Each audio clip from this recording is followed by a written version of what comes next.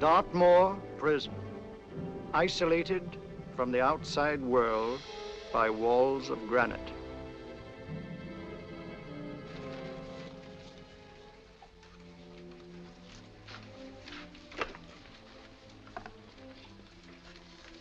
They say you could get out of here by merely telling what you know. You may or may not be another Scotland Yard bloke. But I'll give you the same answer I gave the others. I still have 2 years, 8 months, and 6 days left in which to make musical boxes. That'll be sold at auction for the benefit of this delightful sanctuary. And I intend to serve them.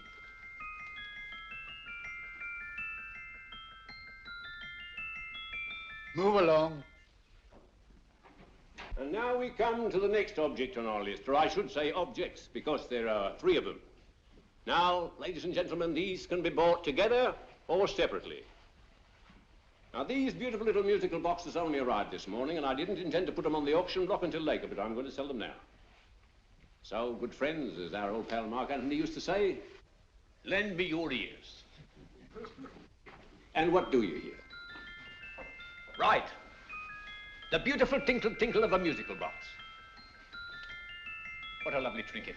What a beautiful gift. Created and made by loving hands. A thing of beauty and utility. I was going to start with £5. It's a bargain, £5. Do I see any hands? If there's a connoisseur in the house, will go £3 for it. £2. £1. 10 shillings. Thank you, sir. Ladies and gentlemen, 10 shillings is offered for a musical box you couldn't buy anywhere in London for less than £5. It'd be stealing to let it go for 10 shillings. Like taking milk from a baby. All right, we're selling for 10 shillings. 10 shillings, 10 shillings is offered, 10 shillings is offered, 10 shillings is offered. Will anybody give him £1? Will I give him £1? Oh, won't someone give me £1? A pound, £1 is offered, £1 is offered, ladies and gentlemen, £1 is offered. It's against you, sir. Will you go to £2? We got to £2, sir. £2. £2 is offered. £2 is offered. Going once, twice, third and the last call. Sold to the gentleman for £2.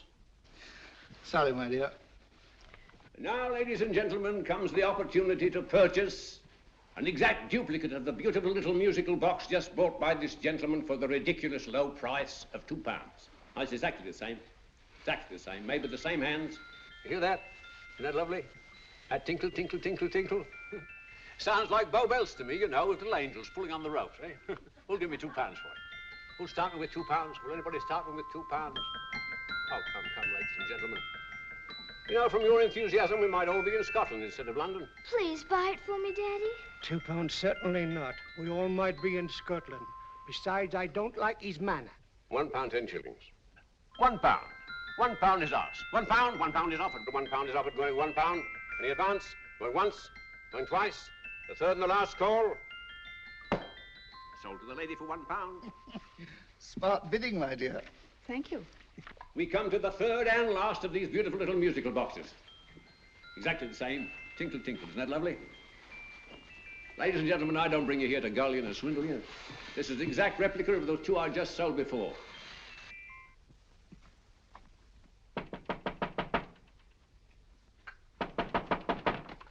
We're closed. But this is extremely important. Come in, sir, come in. I'm sorry to disturb you, but I was unfortunately delayed from arriving in time to bid on certain articles which I was rather anxious to obtain. Oh, perhaps they weren't sold, sir. We are carrying several things over. What might the articles be, sir? 3 identical musical boxes, about so large. Oh, I'm sorry, sir, but they were sold. Pity you weren't here to bid on them. They didn't bring anything like the real value. I'm most anxious to obtain them. I wonder if your records would show who the purchasers were. Oh, we don't usually give out that information, sir. For certain, shall we say, sentimental reasons, I'm most anxious to get in touch with the purchasers. I'd be willing to pay, shall we say, £5. Well, for certain sentimental reasons, sir, we'd be very happy to oblige. Alfred, today's sales. The 3 musical boxes. Musical boxes, oh. Ah, here we are. The first purchased for £2 from Mr. Julian Emery, 52 Portman Square. Write this address down, Alfred. Yes, sir. Second didn't leave any name. Well, how unfortunate. I think she's a dealer. You see, they don't like us to know where the things are going. On account of the profits. You say the second purchaser was a woman. Can you give me a description of her? Oh, she was a young woman. Fairly tall, slender. She had a light complexion and dark hair, and she was wearing A grey suit, don't you remember? That's right. She probably runs a gift shop. She paid £1. You say she comes here fairly frequently? No, I didn't say so. But she does, sir. Like as not, she'll come in on Thursday. We have sales on Mondays and Thursdays. Oh. And the third box? The third? Mr. William Kilgore, 143B Hampton Way. For 10 shillings.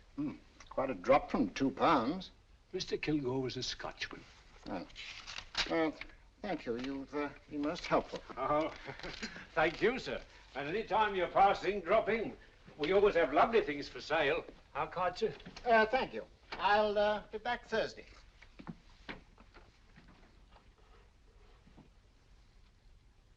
The message reached us too late. Musical boxes are being sold. Well, let's get out of here.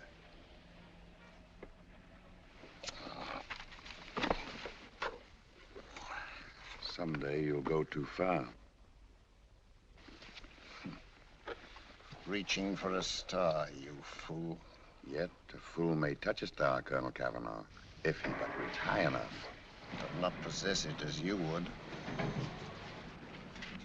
The musical boxes, they're being sold. What a pity for you, my dear Colonel. Is it my fault that the message reached us only an hour ago? Is it my fault that they were sold? You can't hold me responsible for that. Hope for your sake you're right.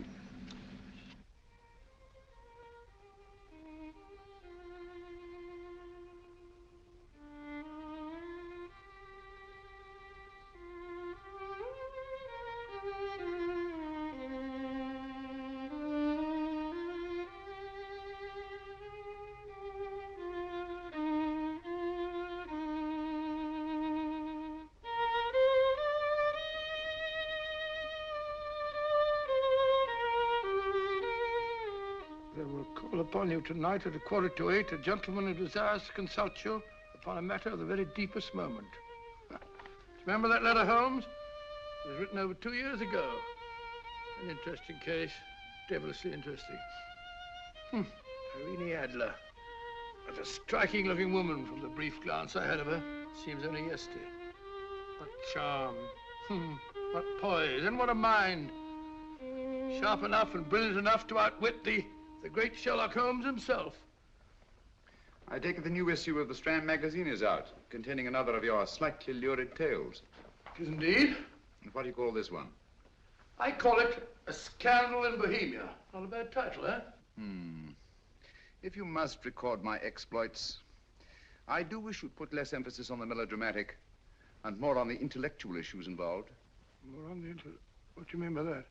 Well, I do hope you've given the woman a soul. She had one, you know. By the woman, I suppose you mean Irene Adler. Yes. I shall always remember her as the woman.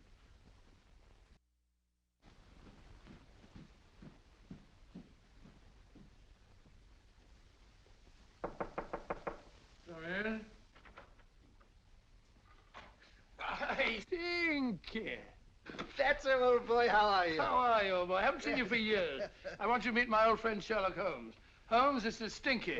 In other words, Julian Emery. How do you do, Mr. Emery? Watson has often spoken of you. Oh, has he? Yes, we were at school together. Yes, more years ago than I care to remember, but you didn't come in here just to remind me of that. No, I just happened to be in the neighborhood and saw your lights burning, so I took the liberty of looking you up. Still writing your mystery stuff? Yes, there's a new one out this week. Good, I never miss them. Oh, good, thanks. I say that bandage makes you look very interesting.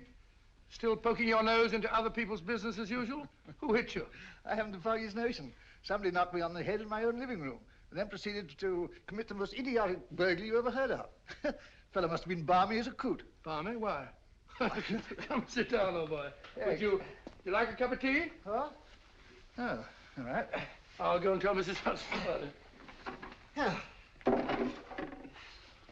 Why do you say the robbery was idiotic, Mr. Emery? Oh, simply from the fact that with about £5,000 worth of musical boxes in my living room, the thief, who I caught in the act, made off with one that isn't even worth £5. I gather you're a collector of musical boxes. Yes, I am indeed. Some of them are very beautiful, but not the one that was stolen. The thief evidently grabbed the first thing that came to his hand when he heard me coming into the room. Still, it's rather odd, isn't it, that having disposed of you, he didn't pick up something more valuable. Mm-hmm. Was there anything unusual about the stolen box? No, nothing at all. No, I picked it up in the south of France, several years ago. You say you have many valuable music boxes, and yet the thief made off with one that isn't worth £5. Sounds like rather an intriguing little problem. Yes, well, I take it that he was just an ordinary petty thief and didn't know the value. That is a possible explanation, and yet I venture to say that the average petty thief has a more extensive knowledge of the value of objets d'art than the average collector. Well, anyway, that's Scotland Yard's theory. They didn't get very excited about it. That's consistent anyway. I wonder if I might see your collection, Mr. Emery. Oh, of course you could, yes. Nothing a collector likes more than showing off his trophies. When will it suit you? No time like the present. Good. My place is just round in Portman Square. Shall we? Yes, right. Hello? Where are you going? Stinky hasn't had his tea yet. Oh, I'm sorry. We're going round to my place, where I'm going to give you something better than tea. Now, this one was made for Louis XV, and is one of the very few still in existence from that period. And a particularly fine specimen at that. Charming, isn't it? Quite. It all sounded to me like a lot of mice running about on a tin roof. I'm afraid you have no ear for music, Watson. Give me a good old band playing a rousing march. You'll have all your silly little tweets.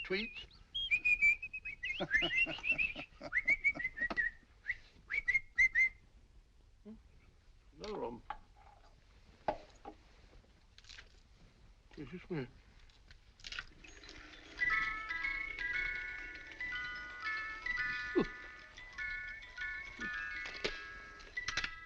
Stupid thing. Singing rabbit. What would you say offhand is the value of a box like that, Mr. Emery? Well, it's hard to say offhand, but I think we'll bring about £500 or £600 today. It's the gem of my collection. Yet a thief who steals an oddity like a musical box passes up one worth £500 for one of almost no value at all. Odd. Very odd. What was the stolen box like, Mr. Emery? Oh, just a plain wooden box about so big. Mm-hmm. As a matter of fact, I have one over here almost exactly like it. I picked this up yesterday at an auction room in Knightsbridge. Paid only £2 for it. Of course, I wouldn't in the ordinary way add one like this to my collection, but the tune intrigued me. I'd never heard it before.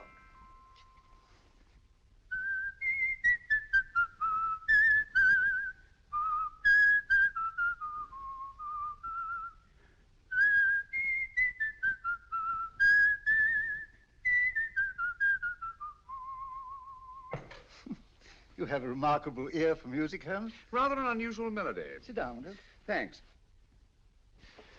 You say you bought that box at an auction sale yesterday?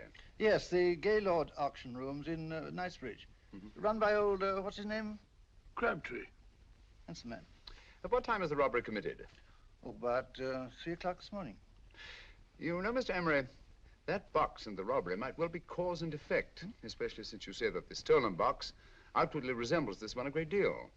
And Scotland Yard were not particularly interested, eh? Oh, yes, but I wouldn't blame him for that, especially as I told him I was quite unable to describe the thief, except, of course, for the fact that it was definitely a man. All you remember is that you came in here and someone struck you on the head. Yes, and the next thing I knew, my man was trying to revive me. It might be wise for you to put that box away somewhere and lock it up. Oh, I don't think that's necessary. Besides, everything's insured. Well, at least if any further attempts at robbery are made, I'd suggest that you call the police, rather than running into any personal danger. Oh, come, Holmes, aren't you being a bit of an alarmist? Possibly. Well, I must agree with old Stinky. Seems to me you are making rather a mountain out of a molehill. Molehill is the word, old boy, and it's time you were in bed. Thanks so much for letting us see your place. Now, it's been glad meeting you. Holmes, I can't understand why you were so mysterious. Seems to me the petty thief explanation was the only sensible one. Really? Yes, I can't see how you can believe it was anything else. I didn't say I believed it to be anything else. The petty thief theory is the obvious one, I grant you. However, it's often a mistake to accept something as true merely because it's obvious. The truth is only arrived at by the painstaking process of eliminating the untrue. We are not able to do that in this case without further data. Rubbish, you're pulling my leg. You're trying to turn a tuppenny halfpenny robbery into an international plot. No, I'm not. I just hope that your friend Stinky is a little more cautious in the future, just in case.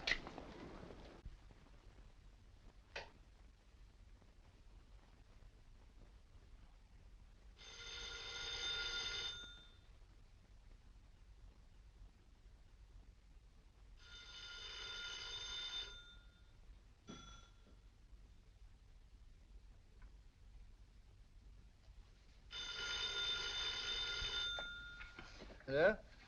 Yeah? Julian Emery here. Who?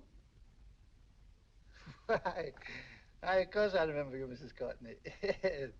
Yes, you're the one bright spot at that appallingly dull affair of Lady Sanford's. Huh? Of course it isn't too late to come round. Yes, I shall be delighted to give you a drink. I tell you what, come straight up and I'll leave the door unlatched. Right, well, 15 minutes? Good. I shall be counting each moment. No, I mean that, really. Right, goodbye.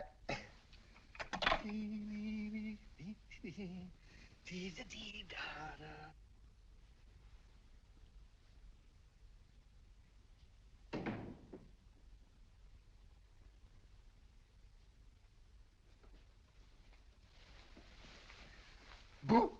Oh, you startled me. Did I? Yes. Must be the pixie in me.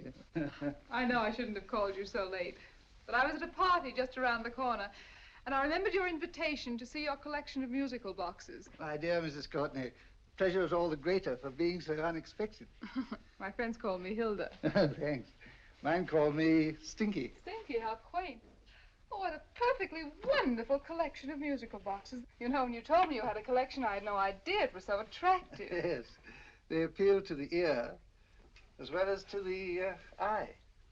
Oh, what a plain little one. Why, it looks just like a country cousin amid all this grandeur. No. You mustn't underestimate the country cousin. Only last night a burglar broke in here, and with all these to choose from, went off with one very much like it. Really? Yes, I don't mind the loss of the box so much, but I do resent this crack on the skull. But it makes you look so interesting. Oh, do you think so? Uh-huh. It's funny, that's what old Fatso said. Fatso? I mean, Dr. Watson. He was here this evening with a friend, a Mr. Holmes.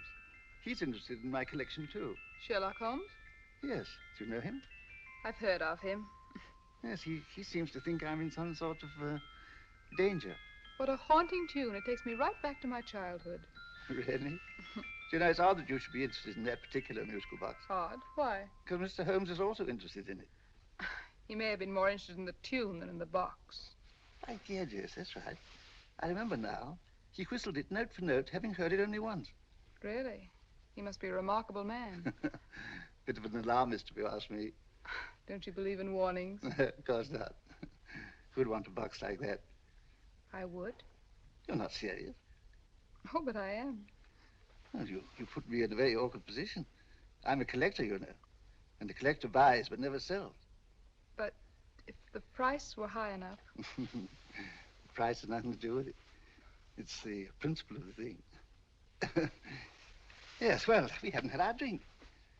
No, thanks. I must be getting along. Must you really? I'm afraid so. You're not walking out on me, are you? My reputation, Stinky. I say, you know, you are an attractive woman. Thanks.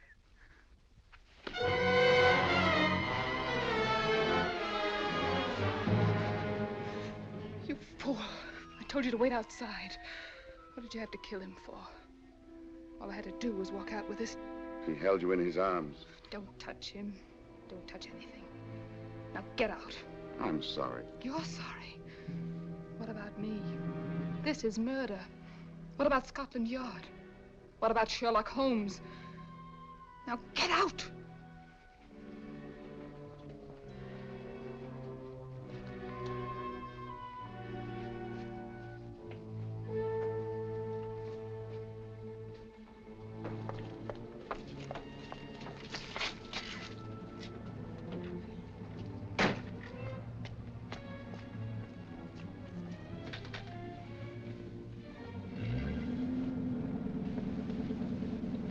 Did you get it? Good. Did you have any trouble with him? Just a matter of murder. Ah, Mr. Holmes. Hopkins? Thanks for coming so promptly. Inspector Lestrade suggested that I call through to you. Mr. Emery was the client of Mr. Holmes, Inspector. Indeed. You didn't mention that when I telephoned you, Mr. Holmes. Well, not exactly a client, Inspector. Sergeant Thompson? He was killed between the hours of 11 and 2 o'clock this morning, Mr. Holmes. Must have been someone he knew, someone of whom he had no suspicion. Poor old Stinky. It's all my fault. I should have prevented this. Well, it's no time to start talking about that now, Doctor. Apparently it's gone. That's the second attempt on the musical box that Emery bought at the auction sale. And this time it was successful. But that box was only worth £2. It was worth a man's life, Watson. I think we'd better pay a visit to Gaylord's auction room and that fellow Crabtree. Inspector, may I suggest that you make a complete search of this flat for a small, plain, musical box about that size? Thank you. Come on, Watson. You say the first box went to Mr. Julian Emery. The second to Mr. Kilgore, 143B Hampton Way. And the third to the unidentified young lady who presumably has a shop and lives near Golders Green. That's right, Mr. Holmes. Isn't it rather strange, Mr. Crabtree, that you should have had 3 identical musical boxes all playing the same tune? Where'd they come from? Dartmoor Prison. Dartmoor? Yeah, we get a regular shipment from there every month. The inmates manufacture them. Well, they make all kinds of things, you know, pipe racks, waste paper baskets, musical boxes. Did you happen to notice if anyone showed any particular interest during the auction in the purchasers of these 3 boxes? Oh, come now, Mr. Crabtree. This is very literally a matter of life and death. Well, since you put it that way, Mr. Holmes, there was a gentleman came in here about an hour after closing time, and he was in an awful state, he was. He gave me £5 to tell him where the boxes had gone to. He said they had a sentimental value for him, sir. Expensive sentiment. Can you describe him? Well, he was tall, distinguished looking, and he had grey hair and a moustache. He was quite a gentleman, sir. What was his reaction when you were unable to supply him with the address of the young lady who owned the shop? I told him the young lady usually come back on Thursday. He said he'd come back on Thursday. Now, that's tomorrow. Thank you, Mr. Crabtree. You've been very helpful. Thank you. Come along, Watson. Where are we going now, Holmes? To the home of Mr. Kilgore, the man who bought the 3rd box.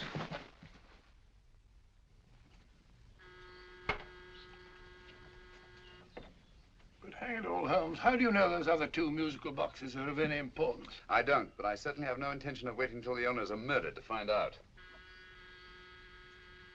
No one at home. I hope that's the explanation. I'll have a look through this window.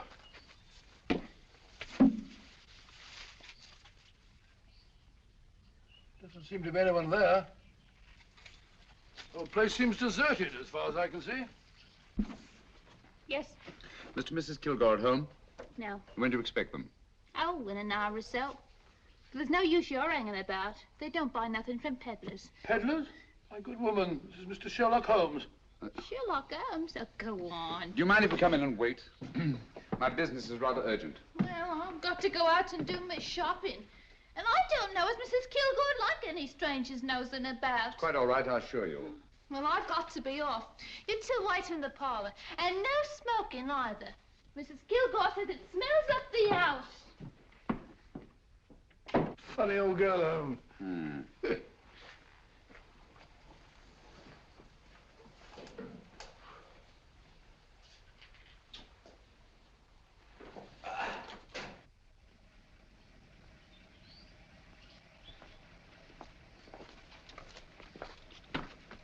Park Lane.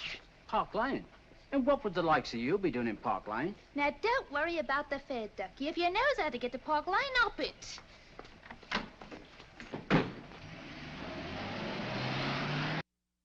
You know, Holmes, I've been thinking. There must have been something hidden in that box of old Stinky's. Stolen jewelry, possibly. What's up, Holmes? Listen. What's just the steam in the water pipes?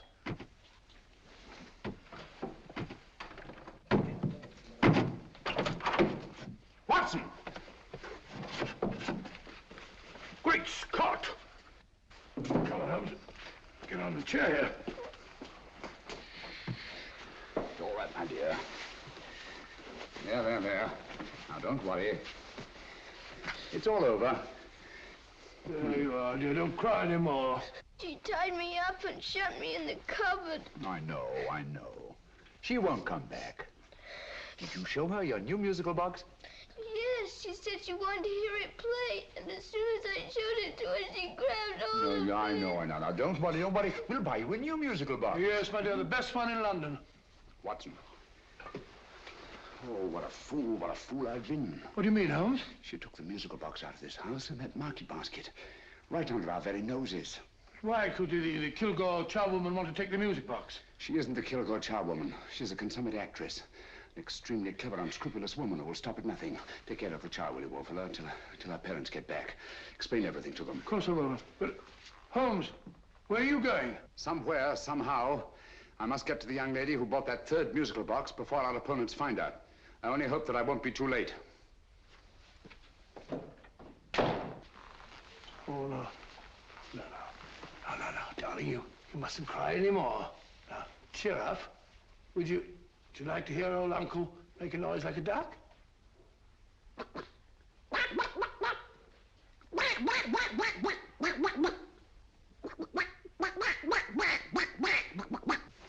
Oh, sorry.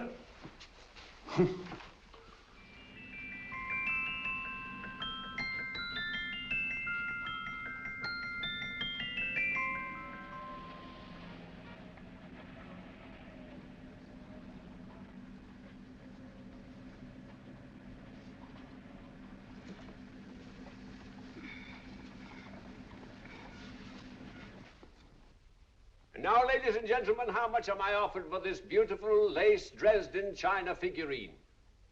A lady of the French court. Now, this is the genuine article. What a beautiful ornament for your mantelpiece. Or you could use it as a centerpiece on the dining room table. Now, will somebody start me for £10? Will somebody start me for £10? £8? £7? All right, £5 is offered, £5 is offered, £5 is offered, £5.10, £5.15, £5.15. £6 is offered, £6, going once, going twice, the third and the last call. Have you all done? Sold to the lady from Twickenham for £6. Next, we have a real museum piece, ladies and gentlemen. A fine 19th century doll. The costume an exact replica of the holiday clothes worn by the Hungarian peasant women. Now, ladies and gentlemen, an article like this will cost you from £15 to £20 in a West End shop. I'm not going to ask you for anything like that. Who'll give me £2 for it? £2. Anybody offer me £2? £2 for the Hungarian? £2? £1. What? Anybody give me £1? Anybody offer me £1 for the doll? £1 is offered, ladies and gentlemen. £1 is offered. Now, I'm not going to waste your valuable time or mine in trying to get one half of what this beautiful doll is worth. If the young lady can steal it for £1, that's her good fortune. So it's going once, it's going twice, the third and last call. Any more? Sold to the young lady for £1. And now, ladies and gentlemen, may I draw your attention to something which may be a great surprise to you, worthy of any collection. The only other one like it is in the British Museum. It's a Ming vase of the 7th dynasty. This vase lay in a large collection somewhere outside Rome for over 2 centuries, I understand. It was discovered there by the noted antiquarian, Sir Andrew Coppleston. Now, some of you may remember Sir Andrew Coppleston. Besides being a noted traveler and antiquarian, he's also a gentleman rider.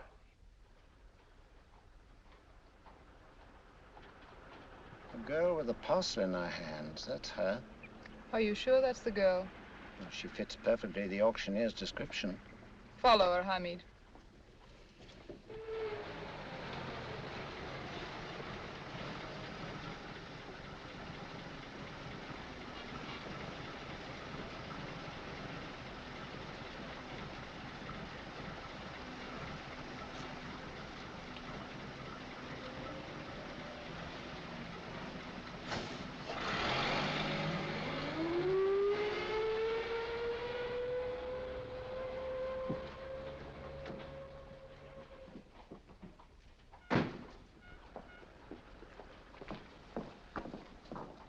It's lovely, dear. And only £1. We can get at least 3 for it. Easily. I'll go make some tea. I could do with a cup. Right.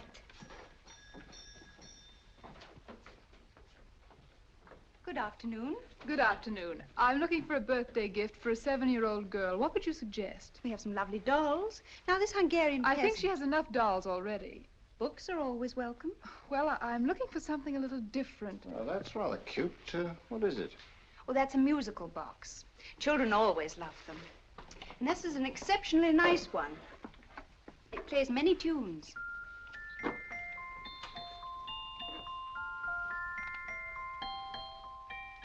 Have you any others? Yes. If you'll just step this way. I have only 2 left.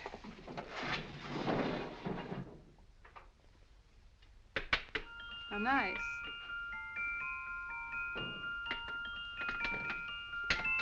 Are you sure this is all you have? I'm sorry. They're rather hard to find, you know. That's our entire allotment. I did have one other, but I sold it earlier this afternoon. But it was only a plain wooden one. It wouldn't have been a very nice gift for a child. Really? Do you happen to know who the purchaser was? Why, yes.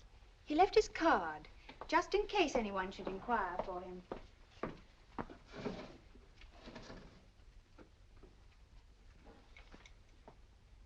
How interesting. I'm sorry, but I'm afraid I'll have to look a bit further. Thank you anyway. Good afternoon. Thank you.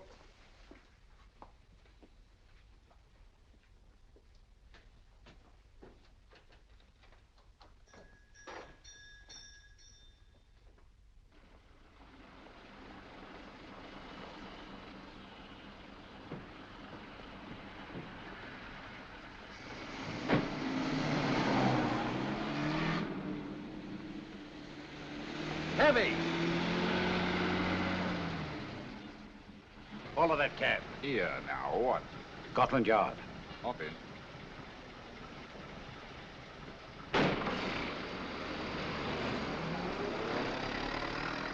Sherlock Holmes. I might have known.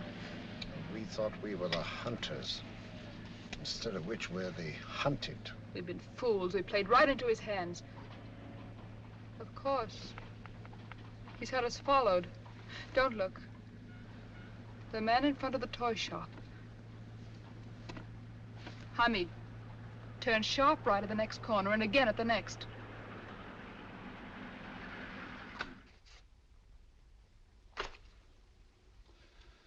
No photograph of her, Commissioner, as I expected. She's not a known criminal. But how do you expect to know if you do find her? After all, she was disguised as a charwoman. Don't worry, old fellow. If I ever see her again, I'll recognize her. Well, it won't be long till we know who they are and from where they operate. Who's covering them? Sergeant Thompson's following them, sir. They won't get away from him. He's a good man. We could have arrested them at Clifford's toy shop if we had any proof. But we know that they killed Emery. Proof, my dear fellow. We must have proof. We have x-rayed it, sir. There's nothing whatever concealed in the box. We'll have a look at the plates.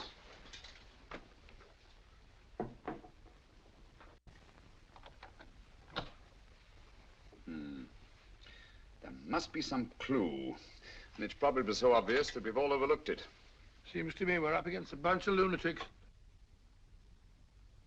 Not lunatics, my dear fellow.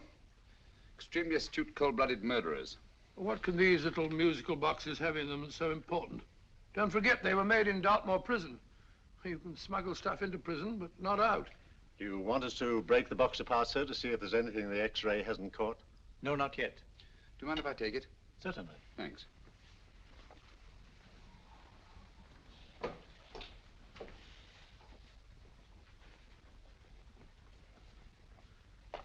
The governor of Dartmoor Prison informed us, sir, in answer to Mr. Holmes' question, that all 3 musical boxes were made by the same convict, John Davidson, serving a 7-year term, sir. Davidson? The Bank of England plates. That'll be all. Yes, sir. Now we're getting somewhere. Wait a minute. How did you know about the plates, Mr. Holmes? I'm a student of crime, Inspector. I make it my business to know about such things. And when the name of Davidson was mentioned... Well, who is this fellow Davidson? As long as Mr. Holmes seems to know all about it already, I suppose there's no harm in telling you. 2 years ago in London, there occurred a robbery of such tremendous importance, although the stolen articles themselves have no intrinsic value whatsoever, that the Home Secretary was instrumental in seeing that not a word of it appeared in any newspaper. But you never told me anything about this, Holmes. You were away at the time. Articles of no intrinsic value and yet of such importance? I don't understand. Davidson was apprehended within 15 minutes of committing the theft. But by that time, he'd hidden the articles in question and they've yet to be found. Before going further, Dr. Watson, I must inform you that this matter's not to be mentioned outside of this room. Of course not. Do I look like a man who'd gossip? Let's not go into that now, old fellow, shall we? Davidson had been employed for years in a position of extreme trust by the engravings department of the Bank of England. The articles he stole were nothing less than a complete duplicate set of plates for printing £5 notes. What? The Bank of England's own plates? Precisely. And with those plates, a gang of crooks could flood England with £5 notes, not forged in the usual sense of the word, but notes undetectable from genuine Bank of England notes in any way whatsoever. Good heavens. Any whisper at all might have resulted in enormous damage in shaking public confidence in the Treasury. We tried everything after we arrested Davidson. Offered him a shorter sentence if he'd tell us where he'd hidden the plates. Why, we even put in Scotland Yard men with him as cellmates, but no results. Obviously, Davidson's a man of strong character and infinite patience. Yet suddenly he feels impelled to smuggle out the secret of the hiding place of the plates to his confederates. Why? I don't understand, Mr. Holmes. Well, for example, has the Bank of England made any plans to radically change the design of the £5 note so that in, say, 7 years from now, notes made from the stolen plates would be worthless? Confidentially, Mr. Holmes, such a move was discussed. But replacing all the £5 notes in circulation would be such a Herculean task that nothing's been done about it as yet. I see. Of course, there is another possible explanation. Davidson didn't have much time to find a hiding place before he was captured. He may be afraid that the plates will be accidentally discovered before he's released. Hence his anxiety to communicate their whereabouts to his confederates as soon as possible. I believe you've hit it, Mr. Holmes. I'm sure that the message is contained in this musical box. Or rather, in all 3 musical boxes, since possession of all 3 seems to be essential. Our opponents have 2/3 of the puzzle, we have 1/3. Well, what are you going to do, Holmes? Try to deduce the message from the 1/3 that we have.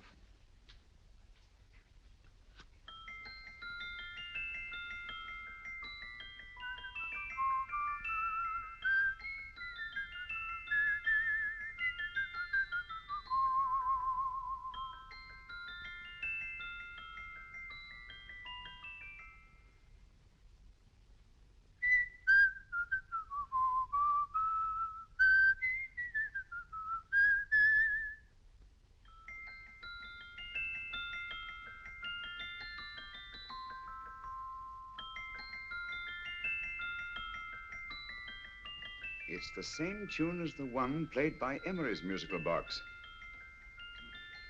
And yet it's different. Sounds the same to me. The tune.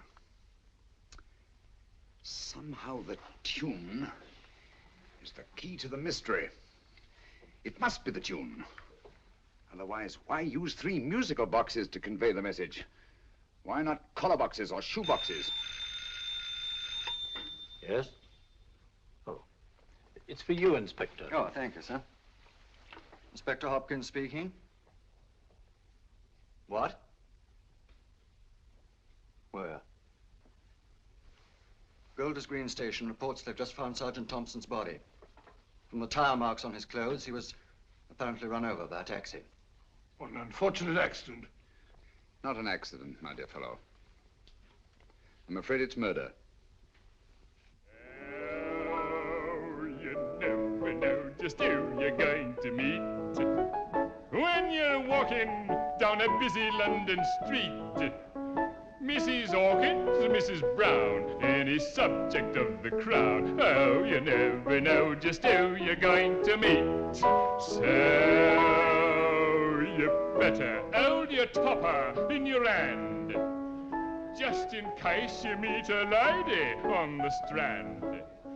Girls will think you're kind of sweet, and your day will be complete. Oh, you never know just who you're going to meet. Now, a gentleman is judged by his appearance. Yes, a gentleman is judged by how he talks. Now, he's much better off when he's acting like a toff, especially if he's taking him a walk. What on earth is this outlandish place? A rendezvous for actors. Actors? Buskers, old boy. You've seen them 1,000 times. Actors who entertain the queues, waiting outside theaters. Who you're going to meet when you're walking down a busy London street. So you better wear your best, velvet ties to look your best, 'cause you never know just who you're going to meet. So you better keep your manners right in view, just in case a lie gives a how'd you do. Keep your trousers in a pleat, shine your shoes and keep them neat, 'cause you never know just who you're going to meet. Blimey. Mr. Holmes. How are you, Joe? Never met him. And yourself? Fine, thank you. I want you to meet a friend of mine, Dr. Watson, Joe's sister. Oh, well, any friend of Mr. Holmes is a friend of mine. Hi, Joe. He did me a good turn once that I'll never forget. Yes, I cleared Joe of a most unpleasant charge. Murder, no less. Oh, really? By proving to the satisfaction of the police that he was busy at the time blowing open someone's safe. That's right, Governor. Good gracious me. Joe, now you can help me. Come on, buzz off, buzz off. Come on, up it, up it. Can't a gentleman have some peace and quiet around here? And you too. There you are, Mr. Holmes. Now we can have some peace and quiet around here. Thank you, Joe. There's £5 in this for you. Well, I wouldn't want to take it on myself, sir, but I can get somebody to do it for you for half of that. You don't know what the job is yet. For £5? Murder, ain't it? What? No, Joe, not murder, just music. I want you to identify a song for me. Oh, there ain't a song that's been written that I don't know. That's why I came to you. Of course, the violin is more my instrument, but, oh, well, here we go. Now, listen to this, Joe.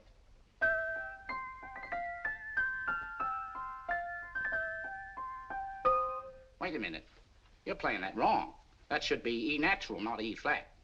You know the song? Oh, yes. It's an old Australian song called, The Swag Man. But you're playing it all wrong. That's what I hoped you'd say. Now, listen again, Joe.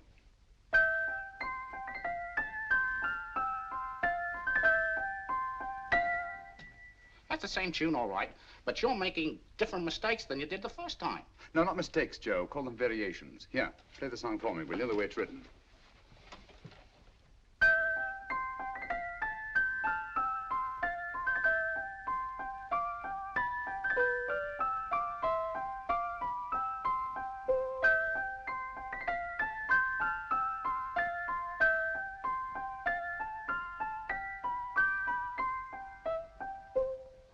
There you are. Thank you, Joe. What's it mean, Holmes? Are you onto something? Perhaps. I don't know yet. It's probably a code of some sort. Joe, could you write the song down for me, the way it was originally written? Oh, sure, Mr. Holmes. But it'll take a few minutes. Mm-hmm. Here, Mabel. Pale ale. Come on, up to it. Along with it.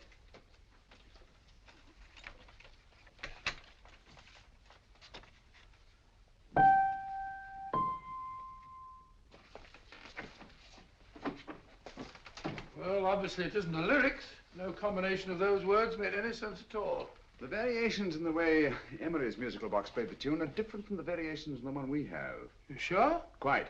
You see, I took the trouble to memorize the tune as played by Emery's box that night we were with him in his flat. Holmes, you amaze me. Elementary, my dear fellow. One of the first principles in solving crime is never to disregard anything, no matter how trivial. But why were 3 boxes? Why not 1? Because the message was obviously too long to be conveyed by any one variation. Then there's the 3rd box, the one that woman took from the Kilgores. That contains yet another set of variations. Yes, well, it's all beyond me. Well, all we have to do now is to find the secret of the variations. Not a very easy problem to solve, my dear fellow.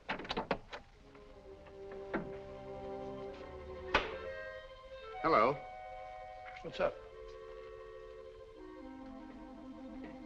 We've had company.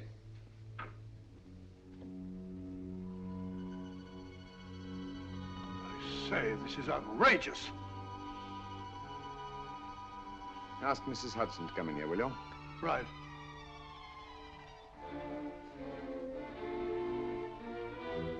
Hudson? Yes? Oh, there you are. Will you come up here at once, please? Oh, coming, sir.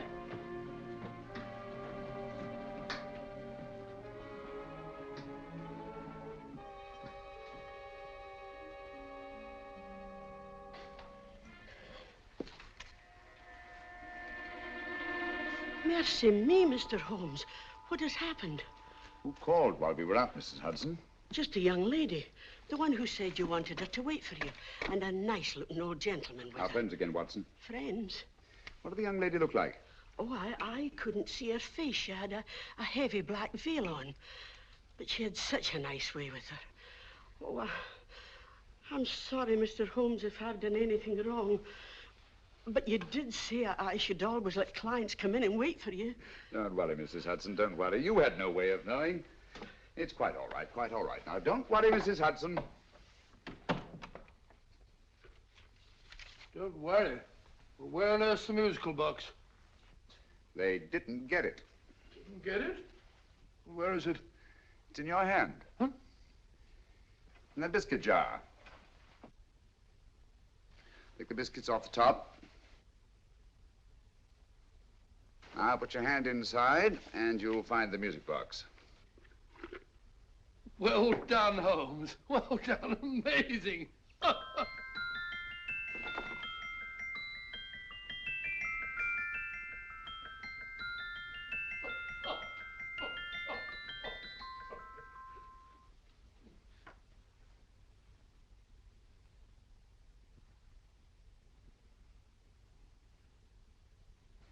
Phew.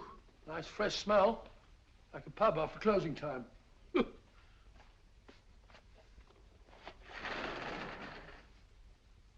I say, Holmes, What? it's morning. Allow me to congratulate you on a brilliant bit of deduction.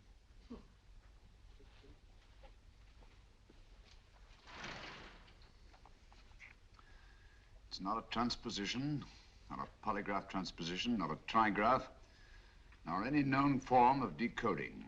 How about the Morse code? Have you tried that? Yes, at about 3 o'clock this morning. I'm sorry, old man. I was only trying to help.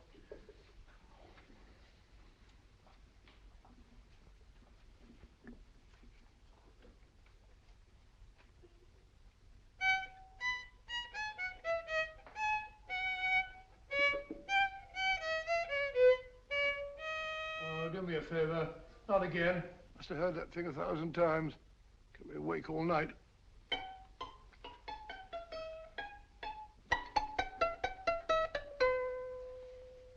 Not a very distinguished composition, I grant you. You know perfectly well I don't know one tune from the other. When I was a kid, my people tried to have me taught the piano. I've always felt sorry for that old teacher of mine. The poor old girl finally reached the point of numbering the keys for me. 1, 2, 3, 4. Even then, I never progressed beyond it. Numbering the keys, Watson. The 19th key of the keyboard is the 19th letter of the alphabet. S. Here. Write me down when I give it to you, old fellow, will you? The first altered note. Write S first. Now, the 8th key is H. The 5th key, E. The 12th key, L. The 6th key, F. S-H-E-L-F. Shelf. Your piano lessons were not in vain, old fellow. You've solved it. Thank you. Thanks, old bean. Hold it. We now have 2/3 of the message. Behind books, third shelf, secretary, Dr. S. Presumably, these are the first and second portions of the message. And this gang has the first and third parts of it. Precisely. Then it's a stalemate? Yes, Commissioner, but we can't leave it like that. There's no doubt in my mind that they'll try to secure our third of the message that's missing. Well, I assume you've taken every precaution to guard the Clifford music box. Oh, yes, it's carefully hidden at Baker Street with Dr. Watson on guard. However, I'm reasonably certain that, difficult as it may be, we can find the plates even without the missing part of the message. Behind books, third shelf, secretary, Dr. S. Well, outside of the fact that Davidson hid the Bank of England plate somewhere in London, Mr. Holmes, I don't see that we've progressed at all. Allow me to point out to you, sir, the key words Dr. S. It looks as if the plates were hidden in the house of the doctor. Whether S stands for his first or last initial remains to be determined by a process of elimination. Well, there must be 10,000 doctors in London with S for a first or last initial. Precisely. And every one of them will have to be questioned in person. That's why I say this is a task for Scotland Yard. It's a task, all right. But Scotland Yard has searched worse haystacks and found the needle. Well, for the time being, I'll leave the matter in your hands, gentlemen. We'll call you if and when we get a lead on our mysterious Dr. S. Thank you. In the meantime, I intend to follow up a little clue concerning a cigarette.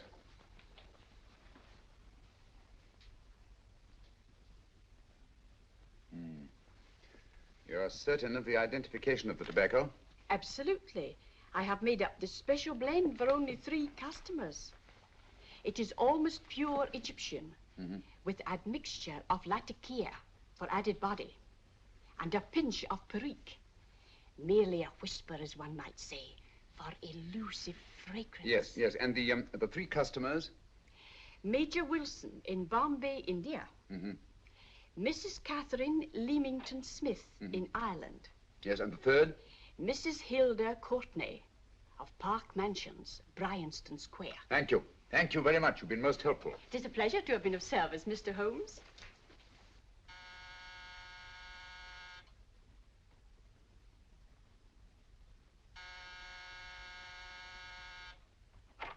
Yes? Mrs. Courtney? Yes. My name is Sherlock Holmes. Oh, do come in. Thank you. I've heard of you, of course, Mr. Holmes. I believe we have a mutual friend in Sir Edward Brookdale. He's spoken to me of you quite often. Indeed. And to what good fortune am I indebted for this visit? I think you know Mrs. Courtney. Well, I did get a summons for speeding last week. But outside of that, I don't think I'm of any interest to the police. Oh, come now, Mrs. Courtney. You seem to forget that you and I have met before. I'm sorry. I'm sure I would have remembered meeting the great Sherlock Holmes. Please sit down. Thank you. You say we met before. Yes. At the home of Mr. and Mrs. Kilgore, 143B Hampton Road. Kilgore? I don't think I know anyone of that name. Well, I didn't say you knew them. As a matter of fact, you called on them when they were out. I don't understand, Mr. Holmes. Really? And you were dressed rather differently. Indeed. Cigarette? Thank you.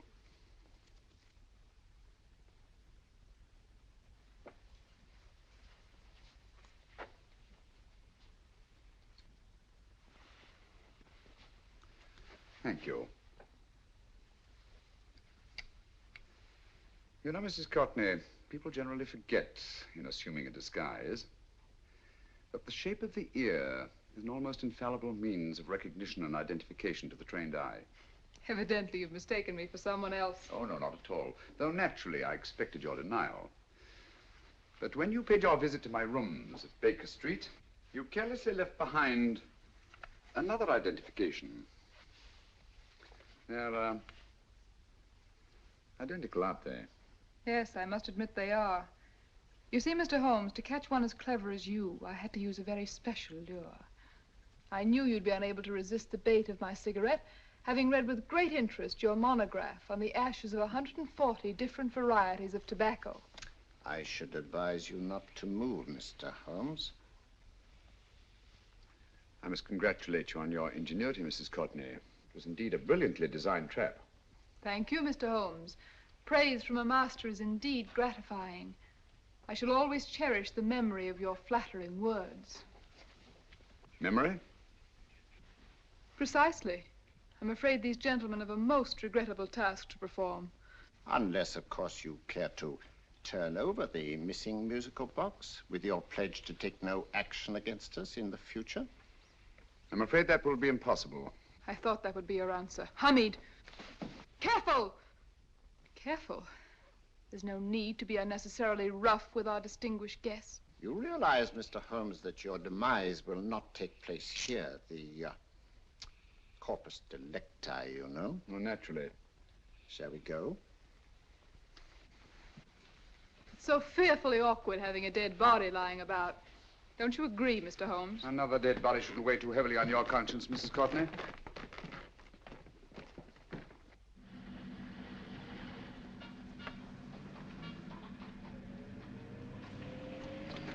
You mind if I have a cigarette? Don't see why not.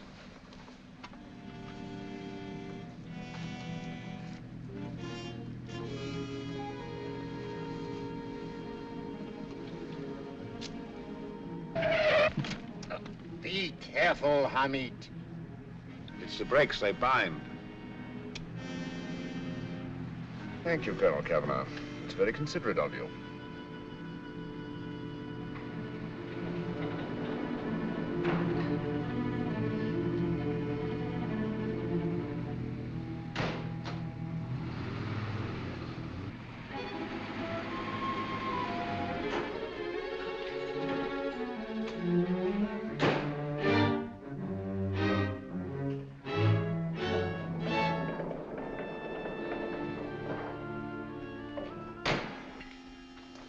You'll be happy to know, Mr. Holmes, that your death will be a painless one. Hamid, attach this to the motor of the taxi. That little attachment, my dear Mr. Holmes, contains the deadly fluid known as monosulfide. The Germans use it with gratifying results in removing their undesirables.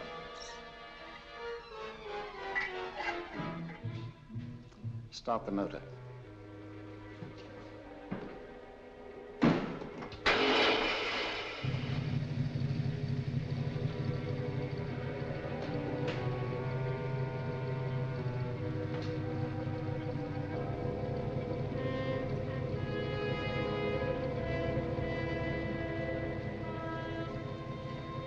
Tape his mouth.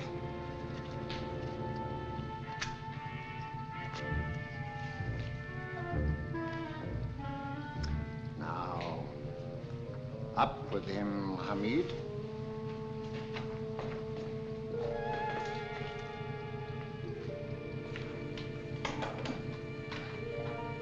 You find yourself like Muhammad's coffin, Mr. Holmes, suspended between heaven and earth.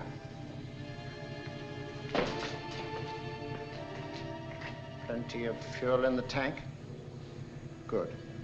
It would be too bad to have anything go wrong through so simple an oversight.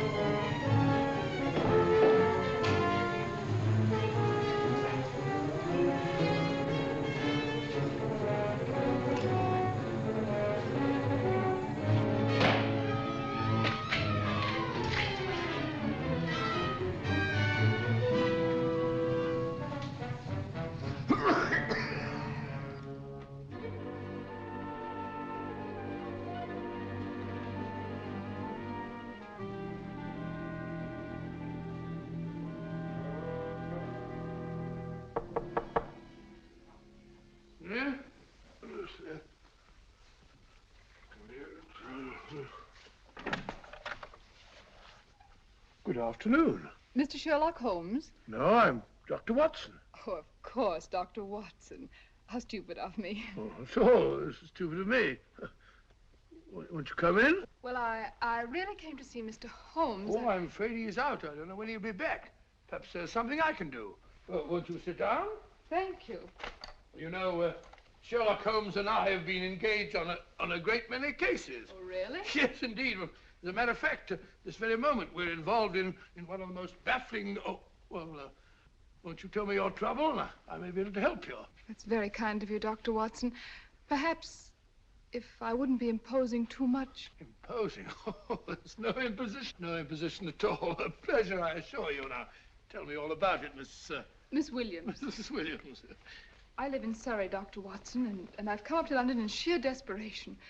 My only sister has disappeared, and the local police seem utterly unable to find her. Well, Holmes and I solved a case exactly like that once. Very interesting as far as I remember. I call it the adventure of the solitary cyclist. Oh, sorry. Now I come to think of it, it wasn't so very similar. Entirely different. I don't think what I was saying. Where were we? She's only 17, Dr. Watson, and until she disappeared last Thursday, she seemed to be in the best of spirits. Well, possibly a romantic entanglement? Oh, no, nothing of the sort. She left no note, didn't even pack a bag, no explanation. She just started to walk to the village from our house in broad daylight and simply vanished from the face of the earth. Oh, there. Might I have a glass of water? Glass of water. Have one in 1 minute.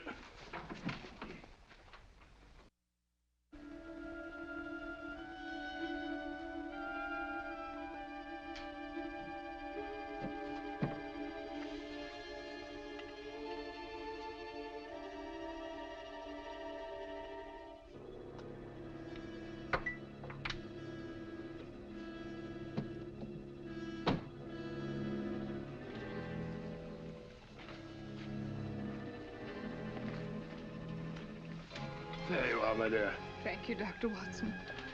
No, you're not to cry anymore. You must pull yourself together. Oh, I feel much better already knowing that you're going to help me. Oh, Dr. Watson, look! Good heavens! Oh. Get through the fire brigade, quickly.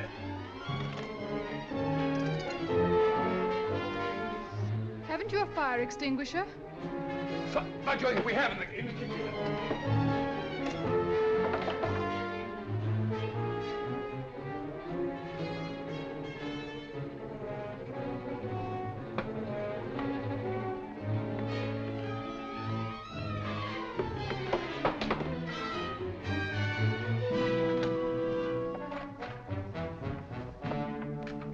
Don't you worry, Miss Williams. We'll have this thing out in no time.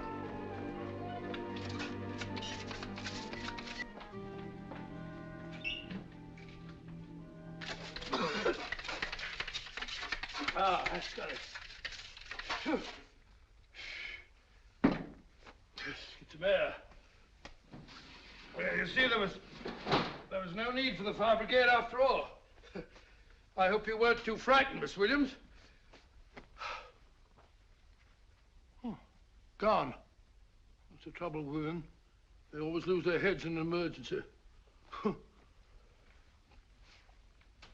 Well...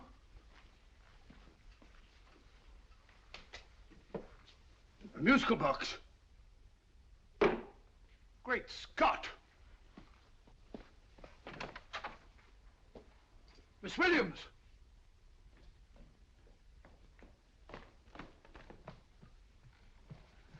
Well? Good. And Holmes? By now, Mr. Holmes has no doubt exchanged his violin for a harp. Always assuming that heaven is his destination. And now that we have the missing musical box.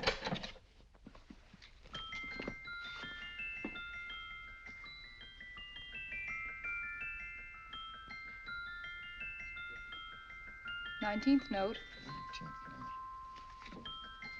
19th letter. Yes. He hasn't been there, you say? Holmes, where on earth have you been? I've been trying to get you at the club, at Scotland Yard, all over London.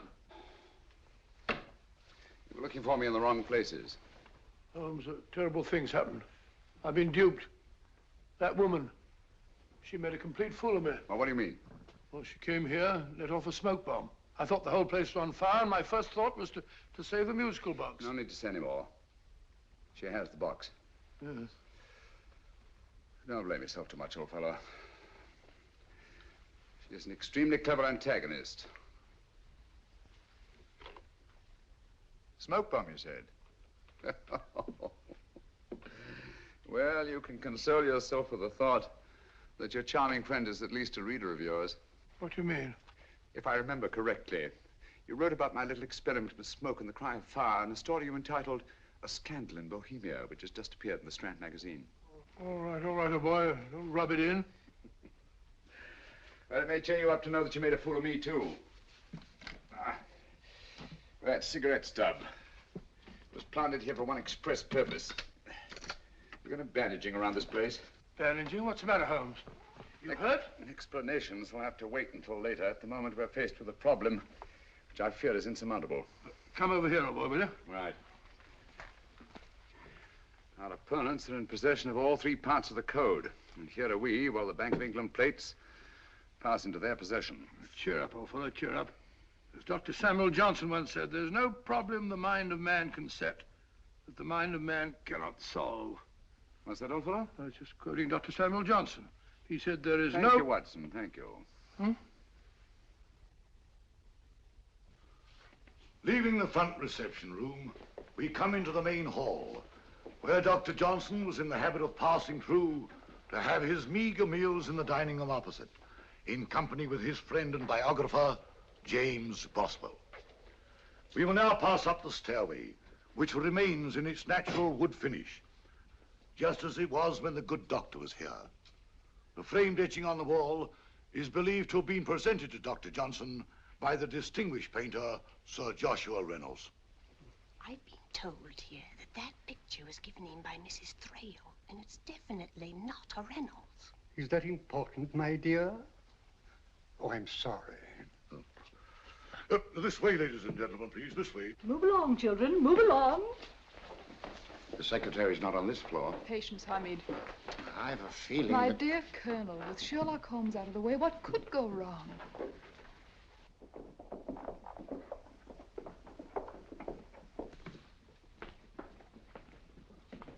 And here we have the Garrett Library, in which Dr. Johnson wrote his famous dictionary, and in which you will see also many of the great man's books and other items of interest.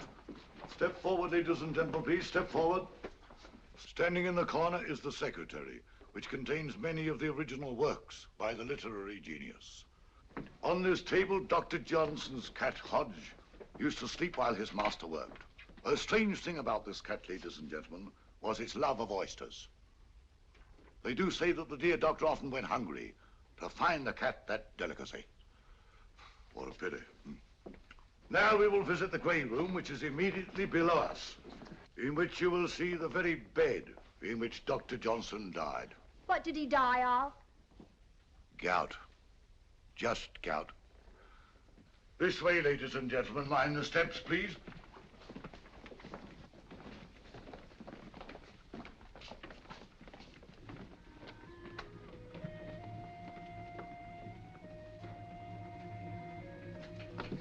Your keys.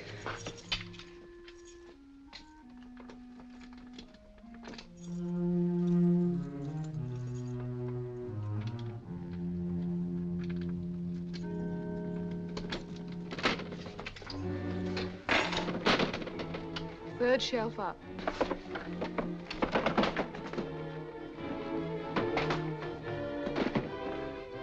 The knife.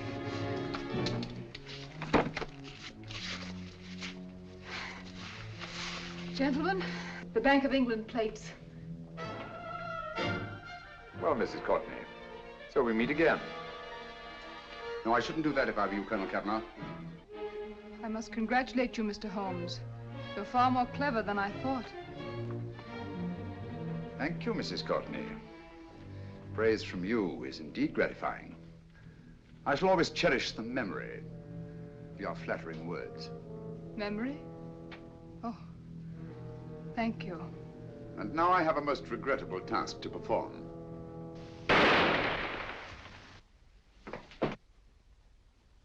Holmes! Coming, Holmes! Holmes, you all right? Perfectly, thank you, old fellow, but I think this gentleman on the floor requires some medical attention. We must see that he looks his best, you know, when he's hanged. Take them in charge.